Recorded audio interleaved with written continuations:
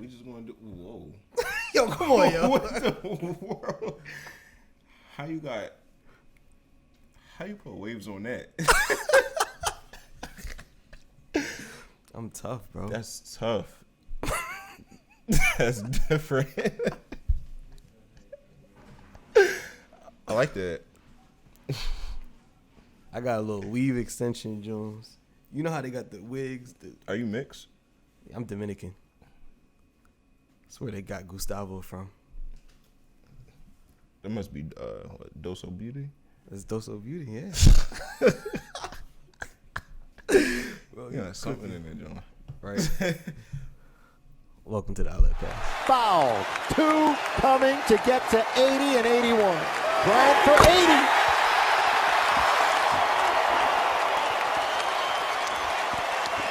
Did I miss anything while I was gone? Oh, just another one in many. Oh, okay.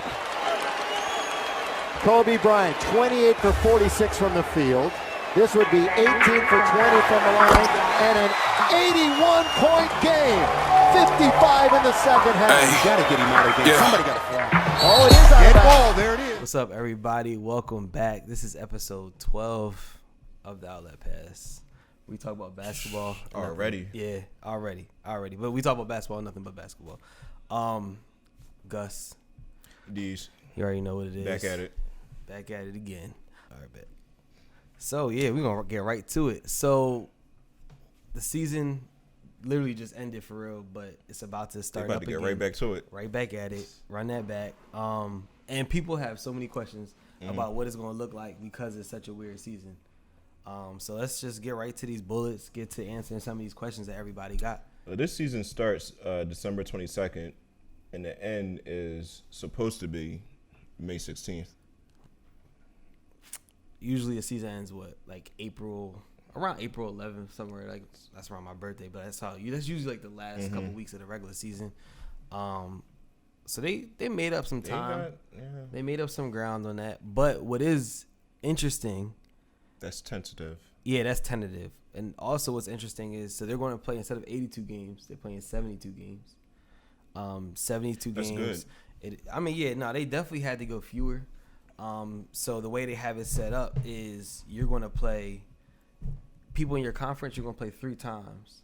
And then the other conference, you're only Play going to play twice. Right. So that will be something cool. Makes sense. Yeah, and then also another thing about the schedule. So they're actually only coming up with the first half of the schedule first. Really? The first half. So you're only going to know basically the first half of your season and what that looks like. And then they're going to come out with the second half of the season towards the tail end of the first half of the NBA season. So it's a whole lot of moving parts. I hope it's not means you cannot coast through the season. You don't know what you're going to get. You don't know what you're going to get at the end. Second half, yeah. But also, I mean, granted, it's just something I randomly thought about. But, like, do you think that could mean that, like, the NBA is not going to, I'm not going to say rig the season, but in a sense, build the NBA season around who's good for the primetime games for the second half. You get what I'm saying? So, for example, if the Sixers, right now, I'm sure the Sixers have a lot of primetime games in the first half of the season. But let's say they don't play good. Does that mean they're not going to get that many primetime games? Like what is it going to look like? Honestly, we would never know because they're not giving us a schedule. Right. If they had the schedule out and then they changed it halfway through the season, we would have more context into why they did that. Yeah. But, I mean, can't call it right now. Can't call it at all. What are some of the key dates, man? The key dates right there. December 1st through 5th, individual player workouts and media week. Yeah. So that's this week. That starts. The group player workouts begin next week, December 6th through the 10th. And then the preseason starts December 11th, finally. Does anybody watch the NBA preseason? Yeah. I ain't gonna lie. That's the first start of basketball. Well, people watch the summer league. I about to say, so I watched the summer league, but the preseason, that's when like it'd be like the Houston Rockets versus like Shanghai Knights. Like I'm not about to watch that. That's when James Harden made that move. That, right. he didn't pull out for the whole regular season. No, he didn't because he realized it was not that. But it was going. I don't know. It was going he in, made it. But like, it was that's weird. when Ben Simmons made his 3 preseason. It was. He made John in the regular season though too. Yeah, But he did make the first one in the preseason. Everybody saw that. Yeah. What's that? December 22nd through March 4th, first half of the regular season. And then March 5th through the 10th, we get the All-Star break, which is usually February. Yeah, that's Valentine's Day weekend. Yep. And then March 11th through the 16th, the second half of the regular season is supposed to begin.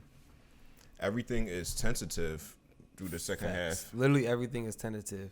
That's crazy. Then they're going to have another play-in tournament. Talk about that. So the play-in tournament is interesting, right? Because the bubble essentially had a play-in tournament. Mm-hmm. But it was, what was that just for the? That was like if you were it was 4 for games. like the 9th. I think it was just if you were within 4 games of the last spot or something like that. You were able to go to the bubble. 10th, 9th seed. Which still didn't really pan out to what it should have been because the Suns went 8-0 and still didn't it made playoffs. Great competition. No, it made great competition. I think that's why they're doing it again because they're like, well, people like that. People enjoyed that. But this year, so basically, you're able to make the playoffs if you're 7th, 8th, 9th, or 10th. So the way it's going to work is they're going to have a play-in game for the 7. It's going to be the 7 and 8 game. Crazy. Whoever wins that game gets the 7th spot in the playoffs. They get the 7th spot. Whoever wins out of 7 and 8. Then you have a 9 and 10 game. So if you win that 9 and 10 game, you play the loser of the 7 and 8 game, and whoever wins that game gets the 8th spot. So if you're 9 or 10, you got to win 2 games. If you're 7 or 8 before the playoff. Before the playoffs, yeah, the playoff before the playoff. So I mean, I like it. It's going to create that sense of like competition. Like it did in the bubble. Same way it did in the bubble. Same way the NCAA tournament has it. Their little play-in tournament. It's called like the Field of 68 because it's the 2 play-in games before the round of 64. It's like a playoff appetizer. Wow, that was you hungry? Compared it to food. I can go for some sushi right now. But love raw sushi. Yo, come on, man. Yo, he's a wild man. He's a wild dude. But anyway, we go. But nah, so that's really how the NBA is looking. But they do have some safety protocols. I don't know. I'm a little iffy about a lot of these. So obviously they have daily testing. Same thing the NFL doing. So the occurrence of independent cases, so it's not really spread among players and staff, or just a small number of quote unquote expected cases, will not require a decision to suspend or cancel the season. Good. Essentially, yeah. So I'm interested to see what's that expected number that they're saying, okay, this is fine. I mean, like we just seen Mo Bamba still has it, and he had it since I think it said June. Yeah, June. Since June, and he still has. He say he's still like trying to recover from the symptoms of it. Right. And, like that's crazy. But that's somebody that was out the bubble. Oh, he never went to the bubble, did he? Wait, Magic. They were in the bubble, but he never went. The bubble started in August. So he never went. Nah. Sheesh. Did he go? I don't even remember watching the Magic game. No, I think the Magic were in the bubble. No. The Magic were definitely in the bubble. I don't remember if Mo Bamba went to the bubble though.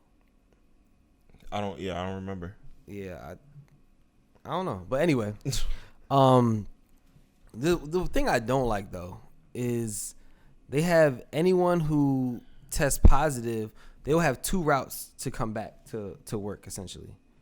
Go 10 days or more after the first positive test.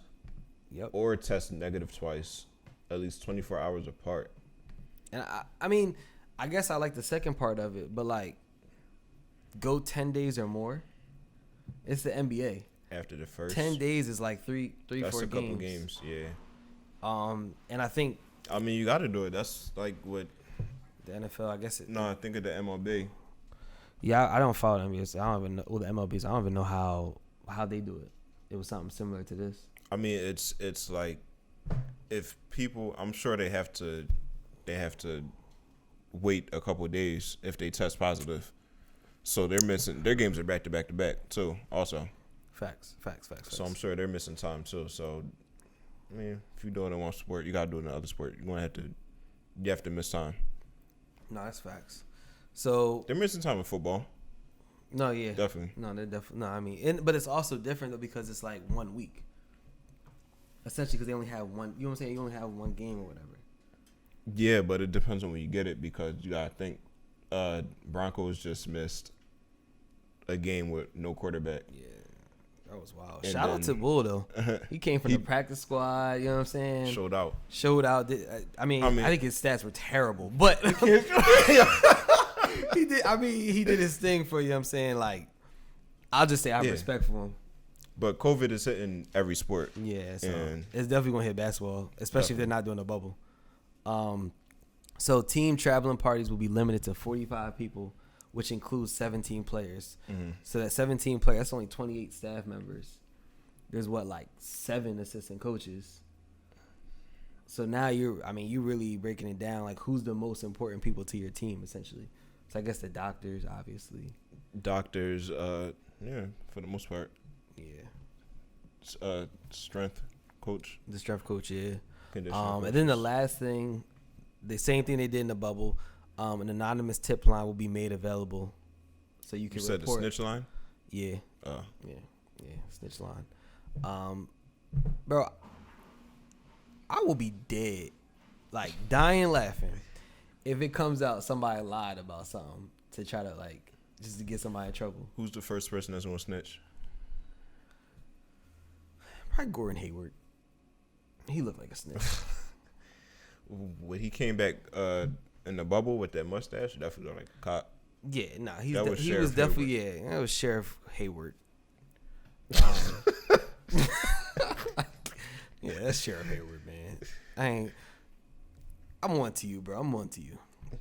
But yeah, nah. So that's really just the NBA season, like the need to know, kind of getting ready for the season, because it's gonna be COVID or not, whether you want to put an asterisk or not. At the end of the day, everybody has the exact same opportunity to win a chip. If you don't want your players to get COVID, tell them to be safe, I guess. Mm-hmm. Put themselves in a bubble. That's a thought. I guess that's up to the team or whatever. And then another thing that's kind of up to the team is the fans. A lot of people have been talking about the fans. They're doing the exact same thing that football did, where it's like, if that city allows people to be there in attendance, then you can go to the game. You can go to the games, whatever the city rules are, is whatever the case may be.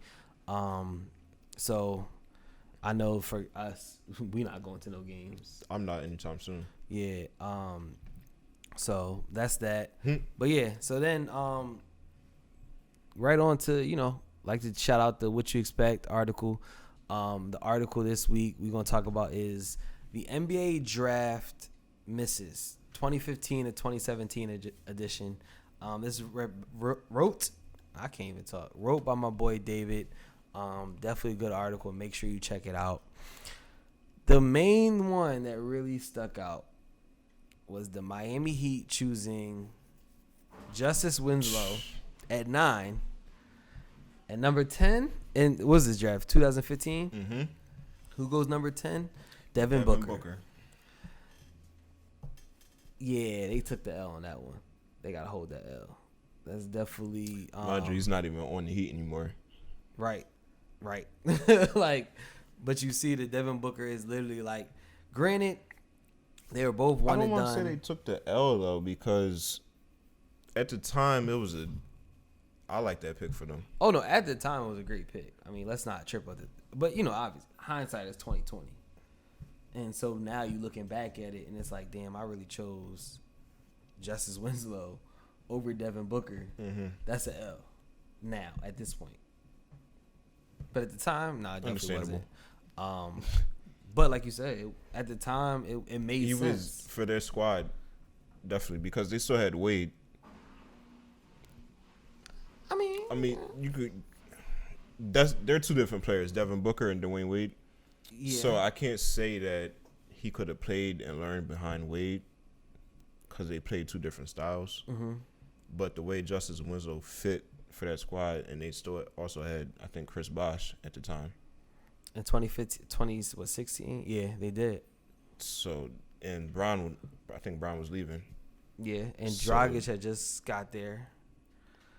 I mean, it definitely does make sense. They need a wing, and he was nice coming out of Duke. And he was on both sides. He played both sides of the ball a lot better. He just never developed. Yeah, and Winslow was definitely more versatile because Booker was good in college, but I don't think anybody really expected. 6-man college. He was a scorer. No, he was definitely a scorer. Yeah, but he showed out. He definitely showing out now. I think Duke won that year too. The NCAA title. Yeah. So Winslow had more to showcase. Yeah, I mean, no, and plus Winslow was hurt. He's gotten hurt a lot when he came to the league. Yeah. Yeah. So I mean, it was a miss with hindsight, but back then, I mean, that's definitely something that I don't think people were really upset with. But obviously now, if you imagine, it would be Booker, Dragic, Jimmy Butler, Bam Adebayo, like. Now that would be a bomb squad, like obviously, of course. But yeah, there's so many. What else you got? Oh yeah, in 2017. They had, So the Charlotte Hornets picked Malik Monk, and the Pistons selected Luke Kennard, and guess who got drafted right after both of them? Donovan Mitchell. Utah Jazz. Donovan Mitchell. And it's crazy because like Monk was really like tough in college, and it was like he shouldn't have. People was like, "Oh, he shouldn't." I liked him in college, but like he definitely hasn't turned out to what he got sent to the G League for a little bit. Yeah, he's had a rough. I didn't see MJ smack him a few times on the sidelines. Like, I think MJ likes him if he's smacking you. Oh yeah, I mean. Because he sees that he's a scorer. He sees something. He sees something in him. He's trying to smack it into him. Yeah, but like even when you look at like last season, he was 28% from three. Like, but he's supposed to be athletic shooter. Yeah, it's a terrible numbers. Like I remember in college, he was it's like balling. a Lou Will type. It's supposed to be. I mean, I think he's going to have a big jump this year. I think Lonzo Ball is going to really help with a lot of people's jump on that team. Really? He's just going to facilitate, help them get right to where they need to be. But definitely make sure you guys check out that article. Like I said, written by my boy Dave over at What You Expect. Whatever y'all want to talk about, politics, entertainment, sports, they got everything. So make sure you check out all of What You Expect articles. All right, bet. Moving right along. So we got... Talked about we'll talk about the next season. So early predictions, bro. Early predictions. Start off with GM of the year. GM? Yeah, who you got for GM of the year? Depending on how the season plays out. I like how the Hawks, I like their offseason, what they did. Maybe they can get to the playoffs. If they get to the playoffs, that would be good. Cause what were they the last place team in the East? Second to last. I don't place? think they were last, but they weren't good. No, they definitely weren't good at all. They definitely weren't good at all. So for me, I actually have two options, and it also kind of depends on, like you said, how the season turns out. Daryl Morey with the Sixers, but I also like. Rob Pelinka, obviously. You should win it off the bat. Morey, you should win it already. So the reason just for getting rid of Horford. No, that was kind of crazy. That contract. Getting rid of that kind of contract is actually kind of wild. Like that definitely is kind of wild. I think for me, it's like I still see him doing one big blockbuster trade. And they're not done. No, they're definitely not done. I think they're done until the season starts. Today is the 1st. So before the 22nd, I don't think anything more is going to happen. Now that training camp's about to start, workouts about to start, he has to see what he's got. I think he surrounded Ben with pieces, Joel with pieces. so it won't be a big issue. Which I'm excited about. We definitely need a bench. We don't have a bench. And that's where I think he's going to make some nice trades. And some of these, like Seth. We can pick up the buyout players. What you mean? Veterans. Oh, yeah, the veterans that just need a squad. Yeah, veterans. Like Batum needs a squad. He might go to the Clippers, I think I heard. I did hear him talking with the Clippers. But, I mean, regardless, he going to get a check, so we don't got to worry about. That's what he would be pretty good for the bench because at the end of the day, we don't got to worry about really paying him much because he's already getting a check from his buyout. Right. So he not worried about that. He got paid. So that's a good joint right there. And then Rob Pelinka, he won last year, won the championship, and then he got right to it. You know what I'm saying? He didn't get, stay stagnant. He got Montrez. He got Mark. He got Dennis Schroeder. He re-signed KCP, re-signed Markeith, or Marcus, whichever. Did he get Wes Matthews too? Got Wesley Matthews. He got right to it, and what he got rid of? JaVale McGee, Dwight Howard. Yeah, Dwight Howard. Danny Green. But what he gained, you know what I'm saying? What he gained, I feel like is just.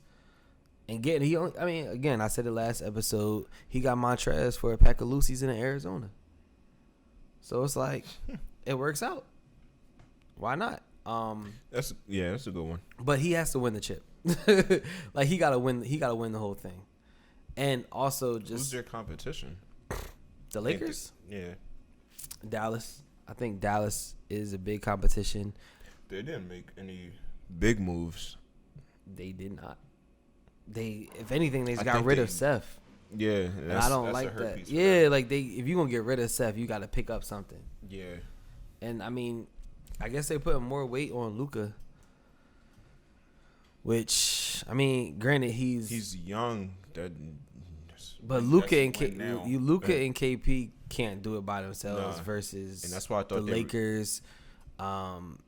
You got the Clippers who obviously ended last season kind of disappointing, but now they have a year of chemistry under their belt. That's why I like what the Hawks did compared to the Mavericks in the offseason. Yeah, they surrounded Trae Young. Yeah, no, they definitely surrounded Trae Young, even from the draft picks. A crazy veteran. I'm trying to think of who they even picked up in the draft. I don't even. Who? The Mavericks. Oh. They didn't make a lot of noise this offseason, but we'll see. But as far as their competition, I would say the Clippers, Nuggets. I don't think the Rockets are really going to put up crazy competition.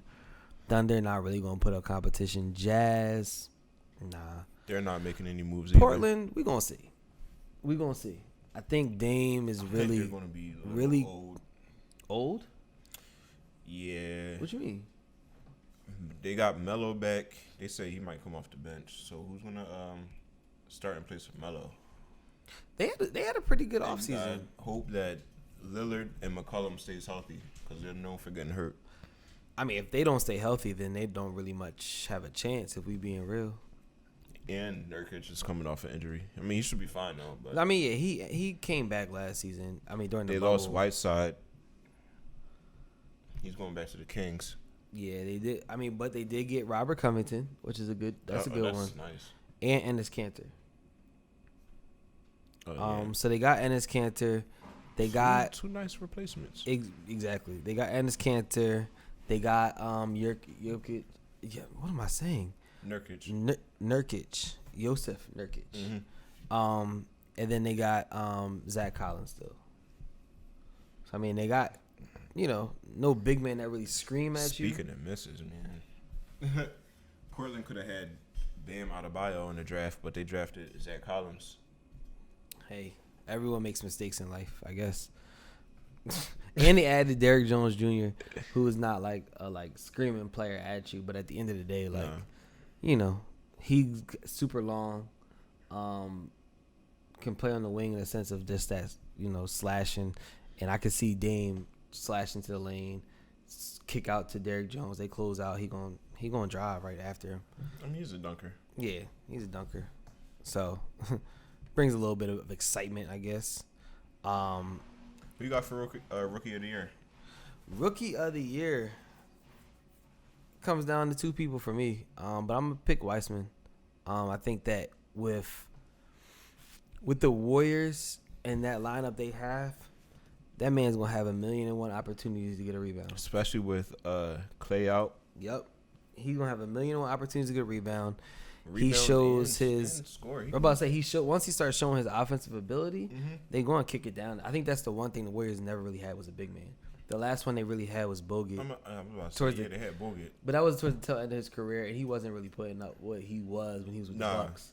But you got a young Weissman. Come on, they had McGee. You said Wiseman, bro. I was watching this video, and it was like what the young kids see JaVale McGee as. Yeah, and it was like just with the Warriors. You know what I'm saying? This Warriors and Lakers. They haven't seen him on the Wizards. But it was like, bro, y'all did not see the Wizards. Nuggets. Bro, I gotta play the Shaq and the Fool for JaVale McGee. Cause his plays. Why does he have to get it? Bro, he's everywhere? A bonehead, yo. He's really a bonehead. Like, so who's worse, him or Perkins? Ooh, JaVale McGee or Kendrick Perkins? Give me JaVale McGee on my squad any day over Perkins. Yeah, I think Perkins is worse. But also because he wanted to become a commentator and announcer, and he sucks at that. No, he's horrible. Like, he's trash. So I definitely he tried to enforce a role, but he wasn't good at ball, so nobody took him serious. He's like, bro, get out my face. Like, you can push me, but you really trash. Like, he was horrible. Is really. But JaVale McGee got dumber plays. JaVale McGee got really dumb plays. Yeah, he gets in over his head, but when he went to the Warriors, they told him bro, something. One time he tried to dunk from the free throw line when he was with the Wizards. I remember one time he was half court, brung it behind his back. What he tried to do the oop because he was falling? Bro, he just scooped that joint, and his teammates just be looking at him like, you can't do anything because you calling for the ball, but he's not giving it up. He don't know how to pass it. But yeah, regardless, I'm gonna go with Weissman for me for rookie of the year. Who you got? Probably Anthony Edwards. Why him? He's gonna have a lot of opportunity over there in the Timberwolves offense. He just don't have nobody to learn from over there or stay on top of him. No, but a lot of people didn't. Donovan Mitchell, Jamal Murray. I guess. They don't have what I'm saying is the Timberwolves. Even when Wiggins was there, they was known as a team that didn't really do you like LaMelo Ball? I was gonna say, who does he have to learn from? I like LaMelo Ball over Anthony Edwards for rookie of the year. Who does he have to learn from? If you go by that, besides Michael Jordan, I mean, Kemba Walker had that, and so did Terry Rozier, so does Malik Monk. What are you saying? So does the whole organization has Michael Jordan to learn from, and where are they going? But what I'm saying is Anthony Edwards coming into the NBA as already questionable as he don't want to play basketball. He said very clearly, if the NFL calls me, I'm out. And you don't even play football. Either you have it or you don't. I don't think you necessarily have to have somebody to learn from. Okay. I mean, I think all rookies need somebody to learn from, or they just going to fall flat on their face. Whether it's a teammate or somebody. I mean, I guess, Luka didn't have anybody to learn from. Dirk Nowitzki is very involved with. He said he was very involved with Luka from the jump. Trae Young. Already said Donovan Mitchell, Jamal Murray. So none of these people have the issues that Anthony Edwards has coming into the league. Which is what? His attitude towards the game of basketball. What is his attitude? So when he got drafted, he said he's ready to play. I mean, what was he supposed to say? I mean, but look at his pre-draft interview where he said he literally said, I never really cared about basketball. So you think he's not going to play because of that? I just don't think he's going to play well because he said he's not because he wanted to play football. 100%. I don't think that's true.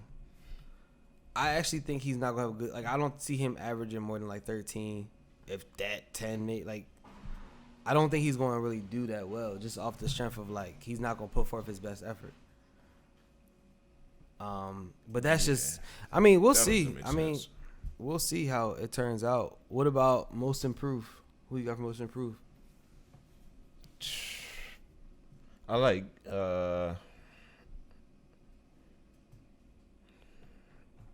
Shai Gilgeous-Alexander. Shy, whatever his name is. Thunder. Because Chris Paul's gone, so it's all in his hands now. Yeah. And I like what he did last year. He averaged, I think what, like 19 last year? He averaged 19. Which is crazy because I didn't expect that. A lot of people didn't expect that, but when you look at it, the real situation was he was basically the first option when it came to scoring on the Thunder. Over because Chris Paul was he? Was he? He was. I don't know. Oh no, yeah, he was. Chris Paul was, there facilitating and things like that. But when it came to the scoring options, Shai definitely got his opportunity. He's not a shooter, but they also had Gallinari. Yeah, but Gallinari is not that great at like creating his own shot a lot of time. Like he don't got no moves. Nah, he definitely don't got no moves. Typical like European player style. But for me, so this one is kind of a very like is this person really the most improved? So the first person I got, I think, is gonna be Ben Simmons. Mm-hmm. Yeah, it's like, he's already an all-star. He's already like, all this. It's not like he's going from being a scrub. But the actuality is he only averaged 16, 8, and 8. Sixers finished, fifth? We need him to do way more. Exactly. I think under Doc, and they say they're going to do more pick and rolls, there's no reason he don't average 20 and 10 minimum. So I just think it's just some nights he's not as aggressive as he should be. Right. And then I think he's also missing points of course at the free throw line, but at the 3-point line too. Yeah. He's missing a lot of points. I think Ben's definitely going to have a lot of opportunities at the 3.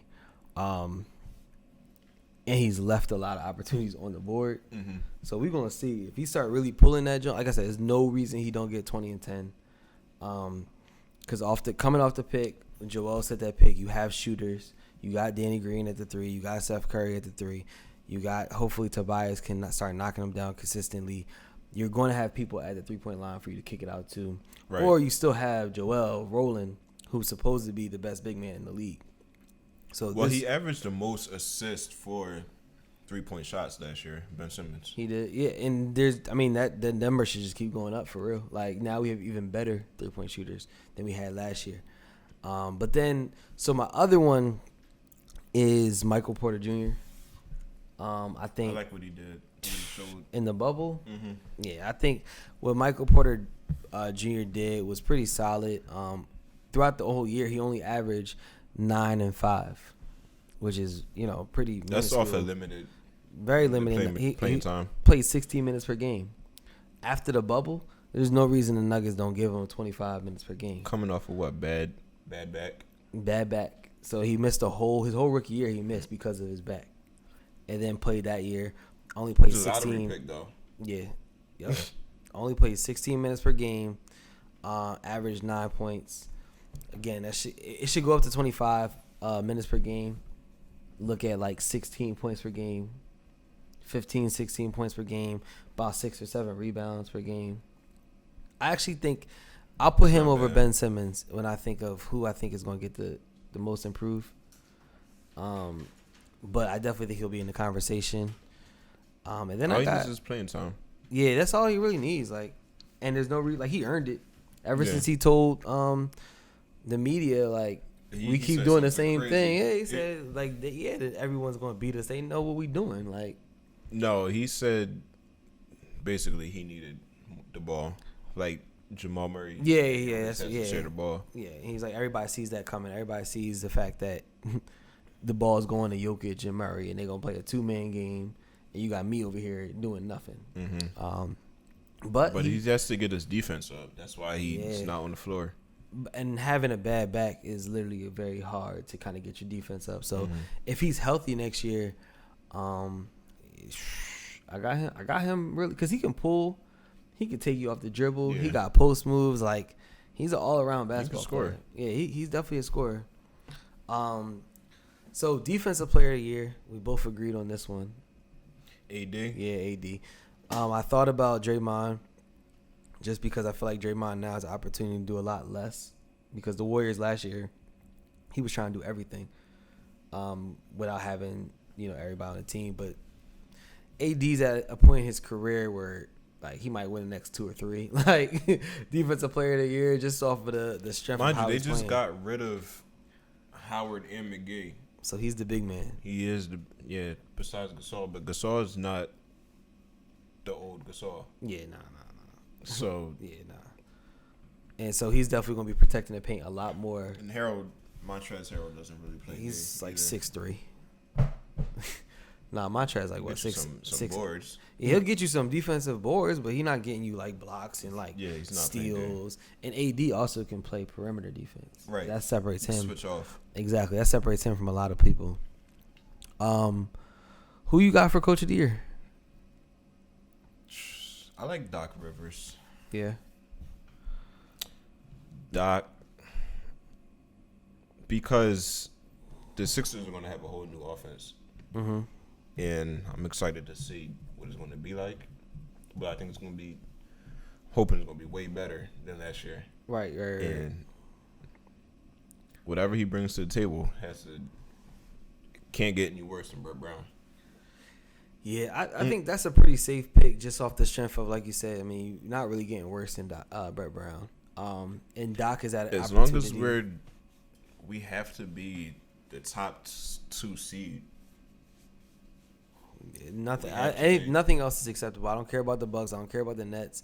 If we're not a top 2 team, like, honestly, personally, if the Sixers don't make it, if the Sixers don't make it to the finals, then they need to put up 6-7 hard-fought games in the conference finals. Honestly, we don't have that squad right now. We don't have 2 seed.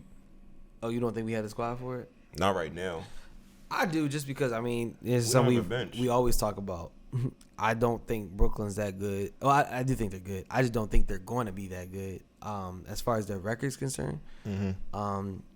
And I think that this might be their like feeling out year. So now is a perfect time for the Sixers to take advantage of that. You need depth on the squad though, and the Sixers don't have that. Brooklyn has that. Raptors has that. Who else is topping these? Well, keep in mind, Raptors just lost Serge Ibaka, and that's a big part of their depth. I mean, they have Chris Boucher, who is pretty. And they lost Marc Gasol. They lost 2. All right, that's different. They lost Marc 2 big men. But was he hurt last year? Marc Gasol, and he's just older. He's just a lot older. I mean, but he still gives you. He has a great IQ. Yeah. He's a Gasol brother. Like they're. Yeah, he played the game. Yeah, he knows how to play the game. But you still gotta move. I mean, we'll see. Still gotta move on the court. Daryl Morey said, like I said, he's not done. So. Mm-hmm. I mean, hopefully he gets us some more depth, and if he does, that'll be nice. But something you said earlier, you talked about GM of the year. You went with the Hawks GM. I think I'm gonna actually go with them for Coach of the year. Lloyd Pierce. Okay. Off the strength of if they go from so last season they were actually a 14th seed, so they were second to last. That's gonna jump. It's definitely gonna jump. And if they can get to the playoffs, mm-hmm. I mean, he's kind of a shoo-in. He's one of those shoo-ins for it, depending on what Doc Rivers does.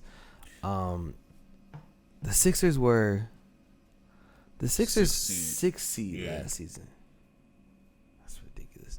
That was a fan moment. But I think, I mean, if Doc Rivers can get that to a 2 seed,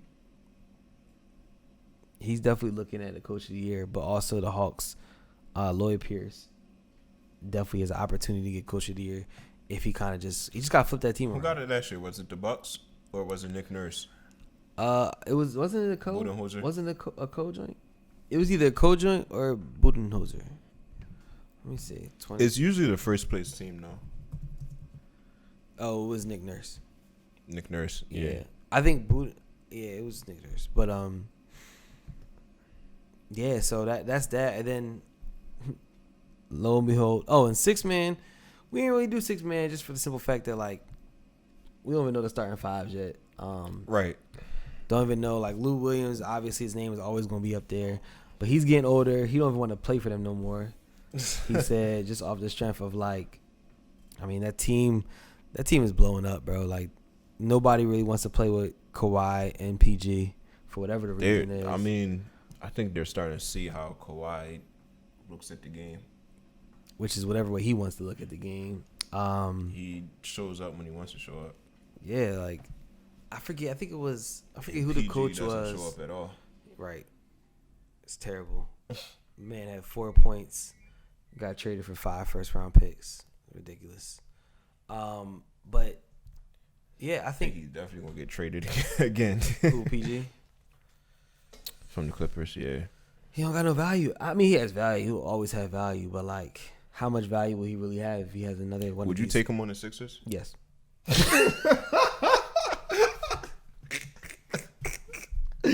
No brainer.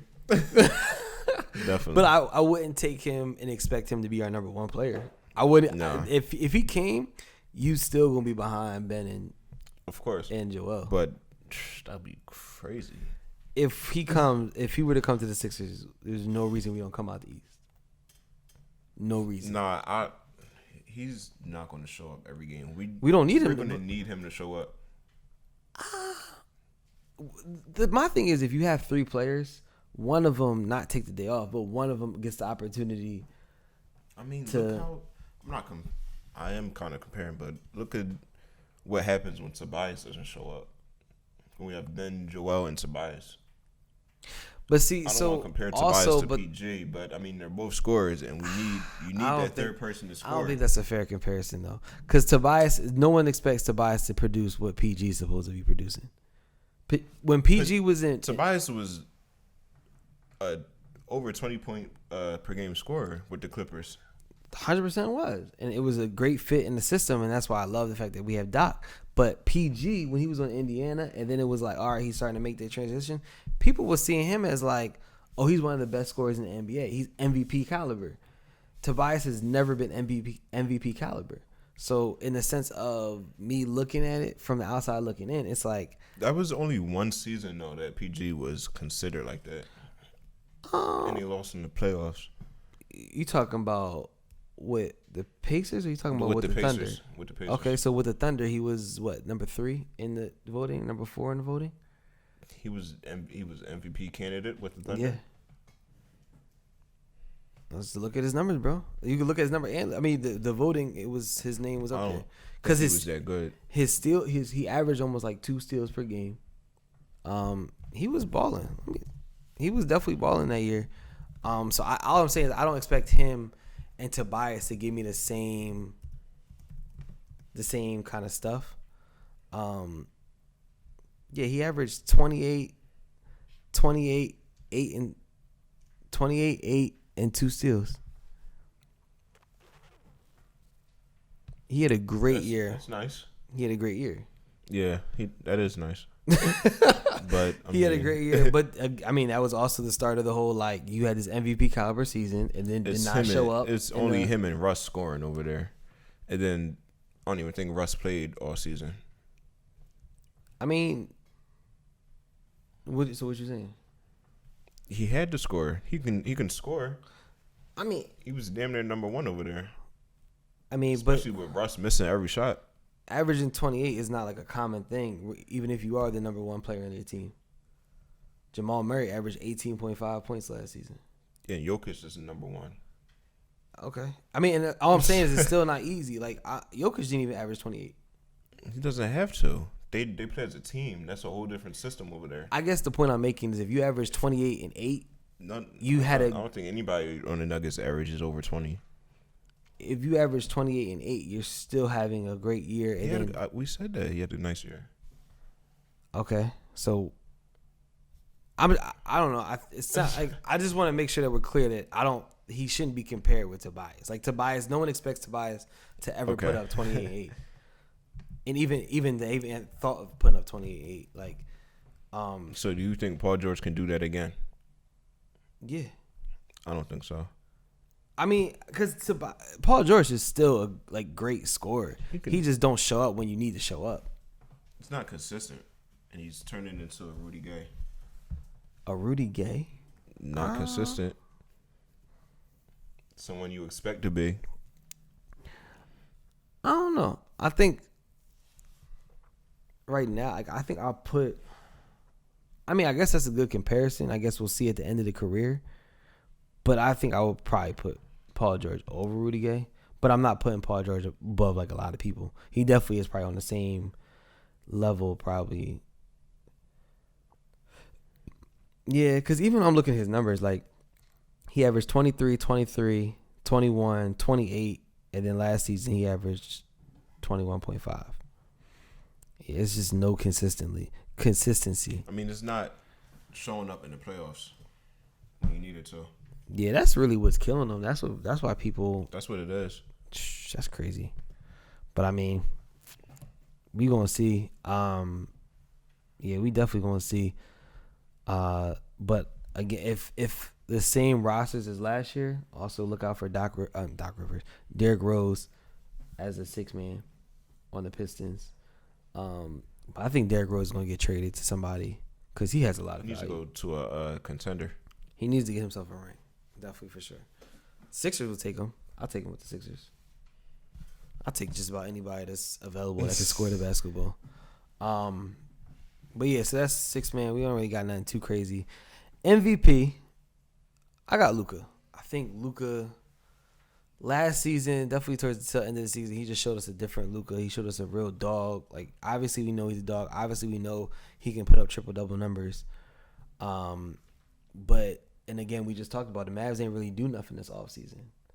So he's going to have anything around him.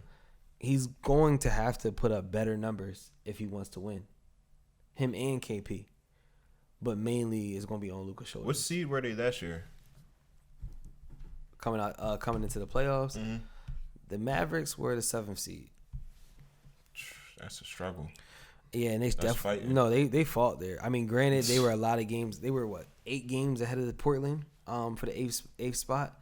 But I mean, I can see them getting the top 4 nod. Like, they can beat out the Jazz had 6 seed. They can beat out the Jazz. The Thunder, definitely beat out the Thunder.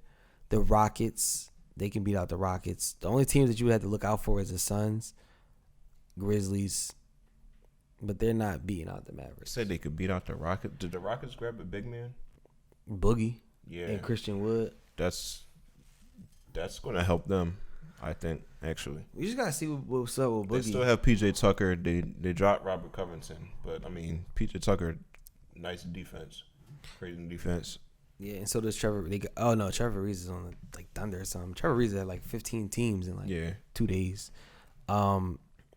So I just think if Luka can get them to that top 4 seed, and they definitely not getting 1. Honestly, 4? bro, when you look at the West, the only seed that's a lock in my eyes is number 1, and that's going to the Lakers, barring no injuries or nothing like that. Mm-hmm. That's the only one that's a lock. The Clippers are not a lock. The Nuggets are not a lock. I mean, it depends on how the Lakers take the season. Because, LeBron's good for coasting to the playoffs. He take his time. True. Good point. That's a good point. That's definitely a good point. I don't know. I think he never cared about what seed. No, he definitely don't care about what seed he is. So that's gonna be interesting to look at. But that's my person. I got Luka. Who you got? The Nuggets might be up there. Yeah. As a top seed. Like number 1? Yeah, Nuggets. Yeah, Nuggets definitely.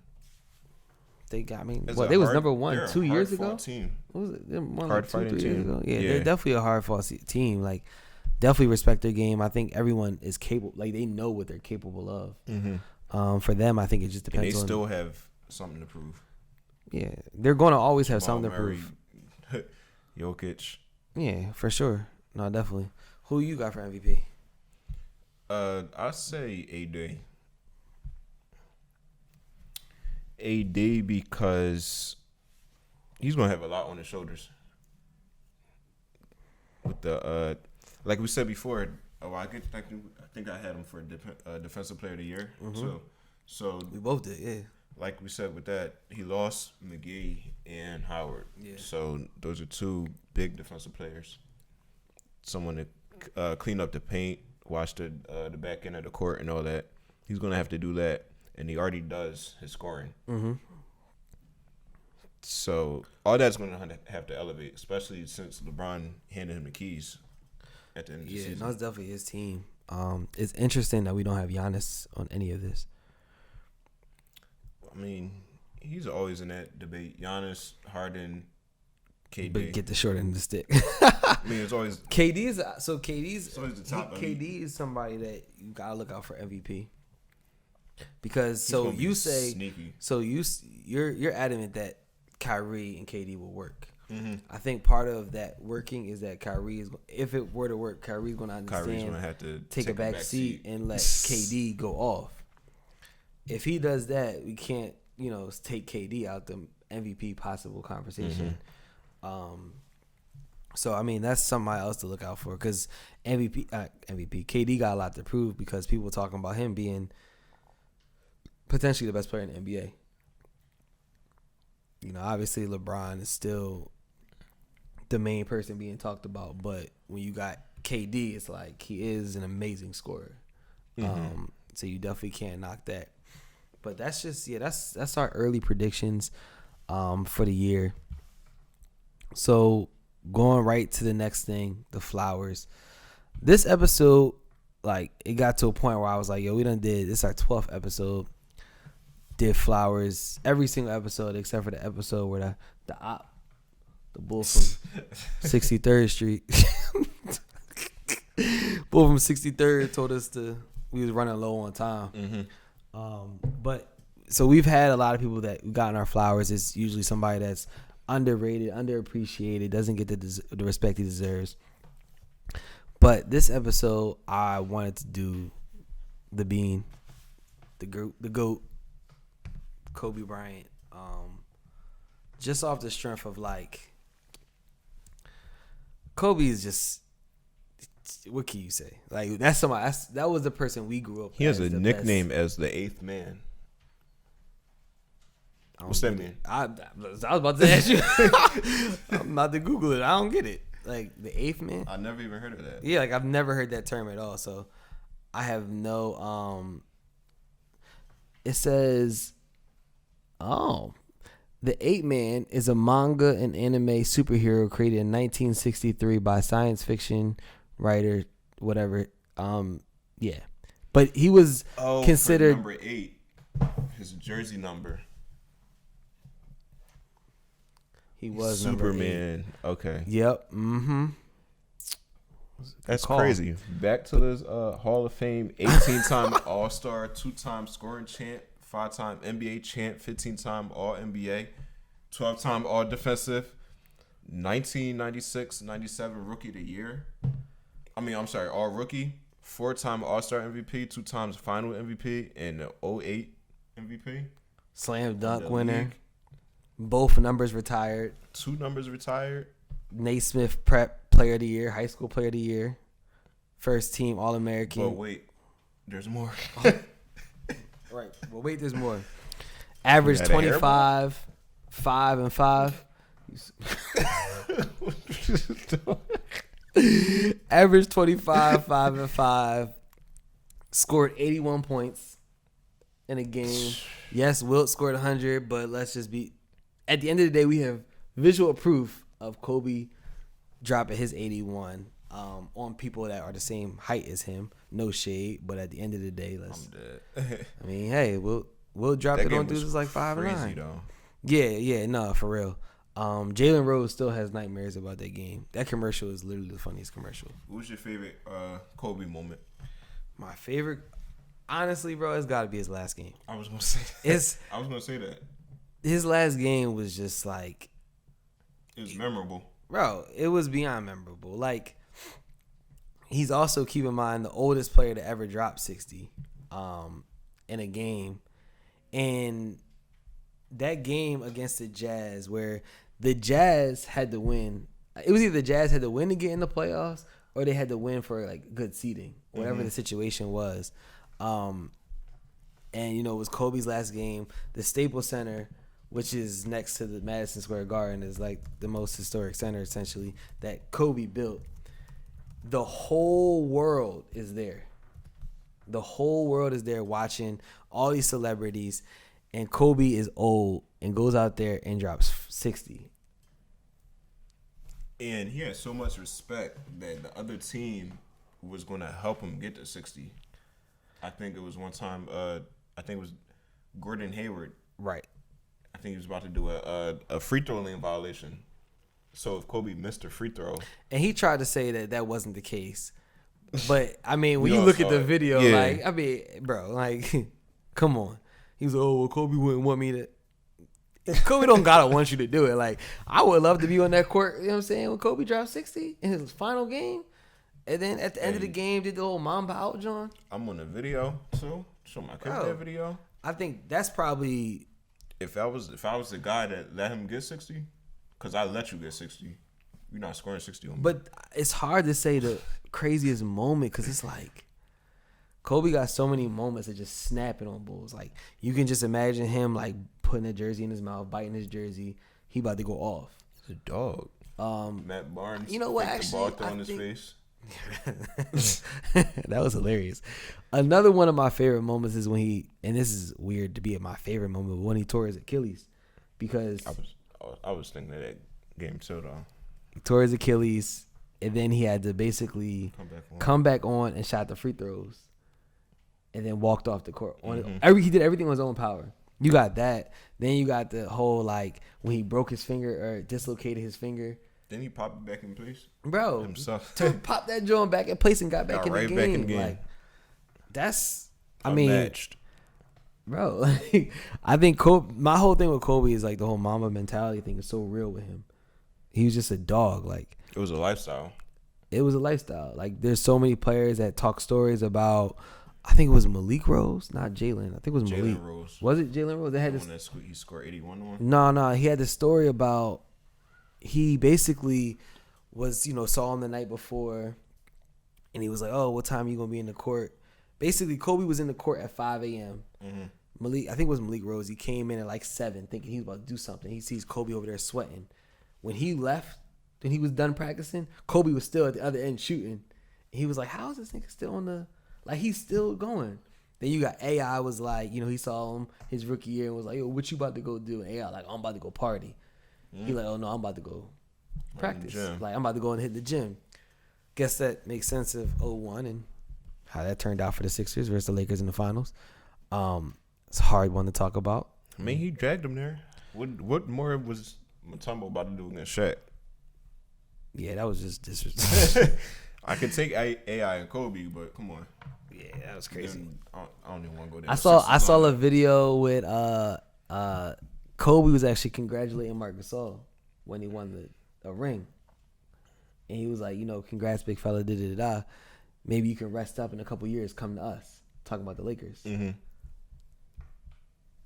Like, now look, Marc Gasol is on the Lakers. Oh. That's crazy. Yeah.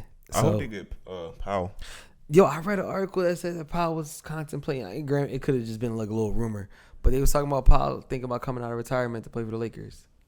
That would literally be just, "Oh yeah, I'm not gonna play. I just want to play with my brother and win a ring." That's Kobe's. You know, he's Kobe's his man. For a ring, yeah. So like, I think that would just be. He doesn't even have to play though. He could be a coach. I'm sorry, but you know, he just got signed as a coach though. Who? Evan Turner. Yeah, yo.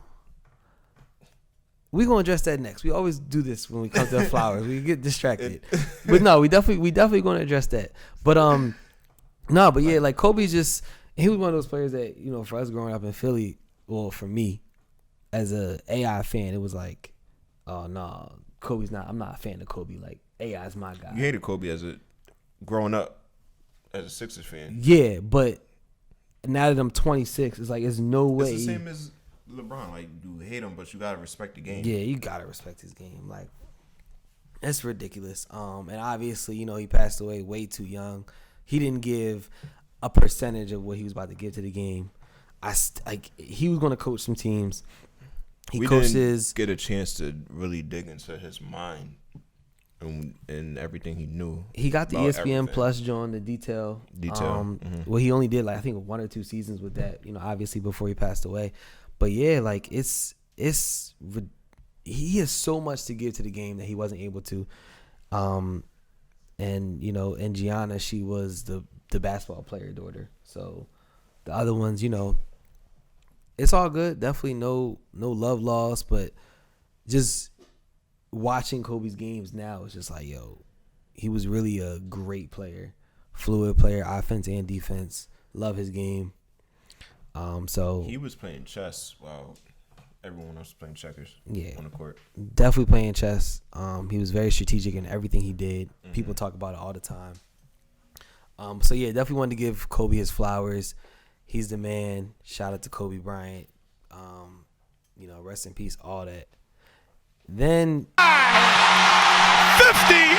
points, and the Lakers lead.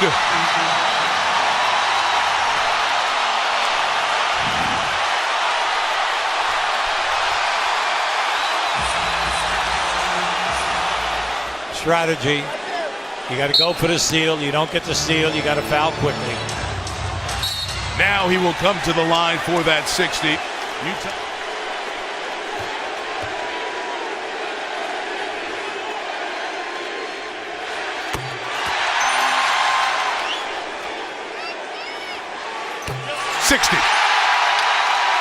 Utah will go up the floor with Hayward.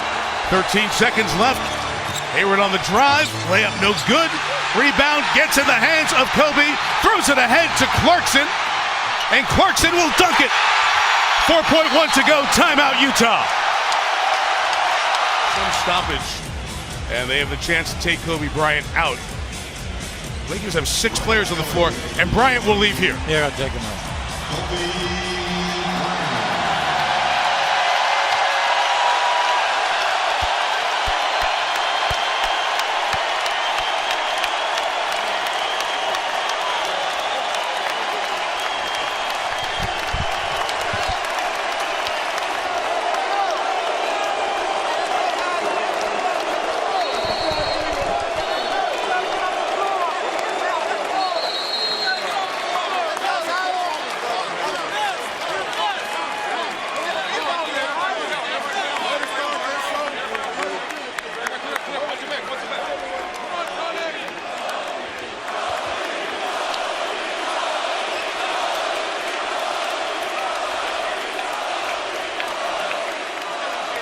As you look around the building, there are plenty of cheers, also some tears.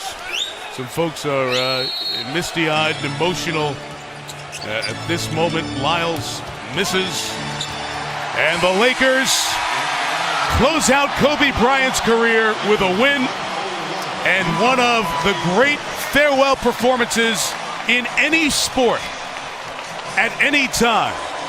Authored by one of the NBA's all-time greats, Kobe Bryant, 60 points, 23 in the fourth quarter of his farewell game. Man.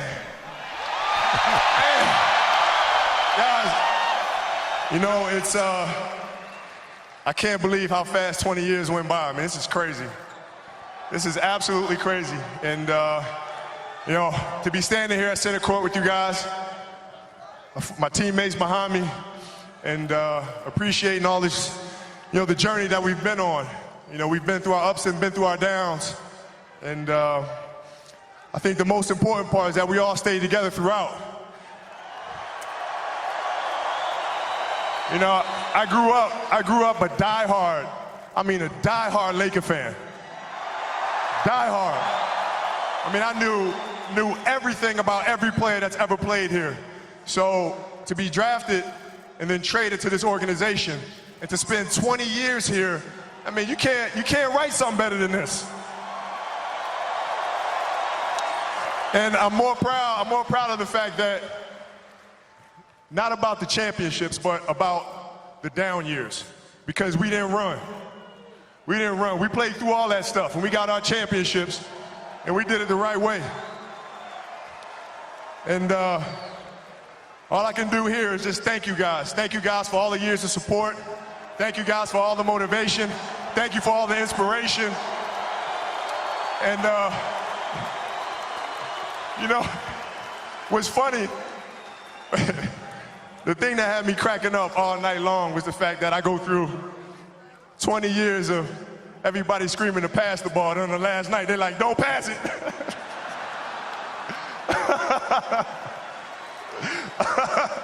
This has been absolutely beautiful, you guys. I can't believe it's come to an end. You guys will always be in my heart, and I sincerely appreciate it. No words can describe how I feel about you guys. And thank you from the bottom of my heart. God, I love you guys, and I love you guys. And my family, to my family, my wife Vanessa, our daughters Natalia and Gianna, you know, thank you guys for all your sacrifice. You know, for all the hours I spent in the gym working and training. And Vanessa, you holding down the family the way that you have. I can't, there's no way that I can thank you enough for that. So from the bottom of my heart, thank you. And what can I say? Mamba out. Like you said, Evan Turner. So Evan Turner just got, I think he got like the same position that Jameer Nelson got with the Sixers.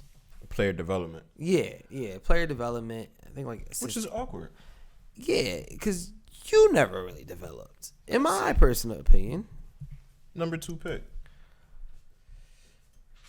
overall. Yeah.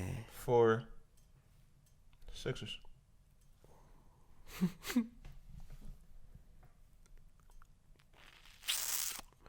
Yeah, and he just never developed.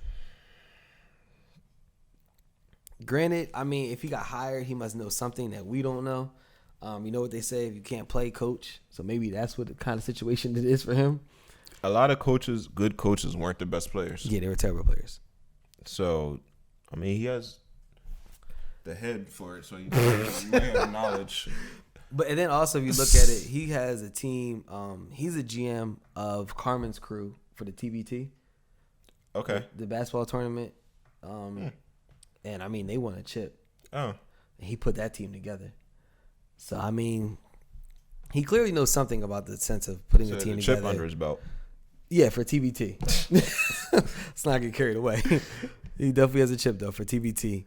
But, yeah, so that's Evan Turner. But let's talk about these jerseys, man.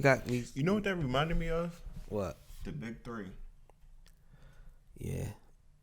Bro, was you with me when I went to go see? I didn't go to that game. Oh, you know what? You're right. I went with 2 other people that are no longer with us. Go see AI? To go see AI in the Big Three, and this man decided not to even play. The whole Philly was sick, but it's all good. It's all good. You think they're going to come back? What, the Big Three? Yeah. I don't see why they wouldn't, to be honest with you. Like, why wouldn't they? For one, they might have to wait until the season ends. Oh, you were talking about because of COVID and all that? Yeah. Yeah, nah, they're not coming back. I mean, I think... Nah, they're too old. All the players, they're high risk. They're not that old. They're not geriatrics. Like, they're not that old. But, I mean, I think that they are... It's too much risk and not enough reward. Because... I don't think they have the money for that. No, but I say they don't have the money. Like the NBA is bringing in money regardless. The Big Three not bringing in money like that. They bringing in money from the stands and from the fans that are watching the games. Mm-hmm. They're not coming back. But let's get into these jerseys as we just been trying to keep y'all updated on the new jerseys. Pacers, like we talked about last week. Going back to these Ron Artest jerseys. Everybody, Mouse in the Palace. Like everybody is doing the old school jerseys. So the Pacers brought back the pinstripes. 97-98 season. Mm-hmm. So we going to see. Like that's Reggie. We gave flowers to Reggie Miller last week. So that's a good joint right there. I like the pinstripe. I think it really, talks about who the Pacers are really as a team for real. You got the Clippers. Clippers is the same This is the San Andreas is this thing. Kawhi or Kendrick in the video? When it came to the city of this, we had to stay true to LA. Or one. We linked up with the city's finest. Share their side of LA culture. Grit, toughness, and perseverance. And when we finally had it in our hands, we showed PG. Like them so much. Why would you show Pete? All right. It's alright. This jersey for all the doors in our city. That's why nobody want to play with them. They don't have no emotion over there. Right. Also leave that mark on LA. From your side to my side. West side and all that. So you just changed them It's from funny. white to black. It's crazy how different the marketing of the Lakers and the Clippers are, but you know, it is what it is. It's almost like one side has money and the other doesn't. Right. So the last jersey we're gonna get into is the Bucks. The Bucks they got blue jerseys. These are nice though. They're nice. They're different. The Bucks have never had blue jerseys. So this is based off of Milwaukee. Gathering place by the water. That's what the definition of Milwaukee. I didn't even know there was water near Milwaukee. Like, is there a river? Yeah, What river? the Milwaukee River. Come on, bro. Right. Wait, is that really a river? Yes. No, it's not. Are you thinking of the Mississippi River? No, Milwaukee and Mississippi are two different places. Oh, I knew that. They live. It's like near Lake Michigan. Bro, how did you know there was really a Milwaukee River? You made that up and you just was hoping to be right. Oh, wait, you reading? No. Anyway. Yeah, man, so they got the meeting place by the water. Bro, I'm baffled that you knew that. That's crazy. You don't have no faith in me. Yeah, so that's just You don't know what to say. I'm baffled. All right.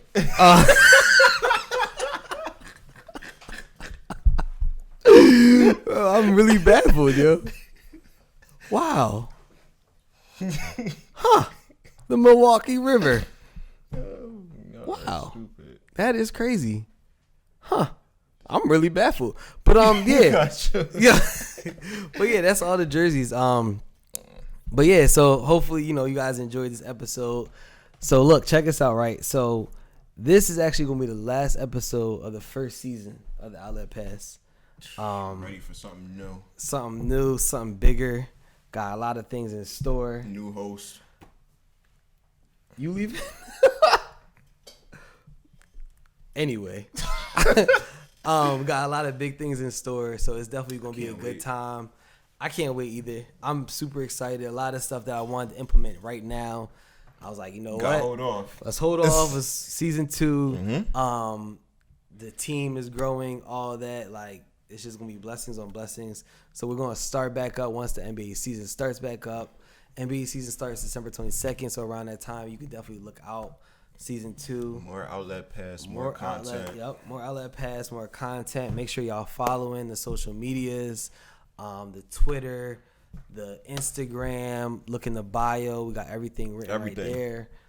Make sure you follow us on social media because we just provide humor. So humor for us. Ourselves. Yeah, just, you know what I'm saying? So the Outlet Pass socials for all the basketball.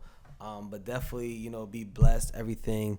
Part of this whole project of the Outlet Pass was just an outlet from the world. You look at the logo. Obviously, Deas got the logo on it. I had it last week. I promise you we're not sharing the same one.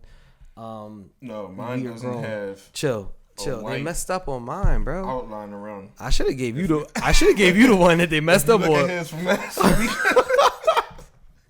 Nah, man, but for real, like I got it as a sense of. These are tough. Like, it's definitely a sense of unplugging from the world. An advisor too for the first head.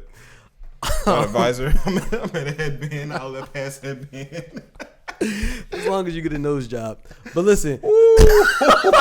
So listen, check us out. I really just wanted it to be a sense of unplugging from the world. That's why we were talking about basketball, nothing but basketball. Have fun. So I appreciate y'all for staying with us for 12 episodes. Episode 13 for the season 2 is going to be great. So we're going to catch y'all back when it's time. And, we're going to enjoy everything. So appreciate y'all. Peace.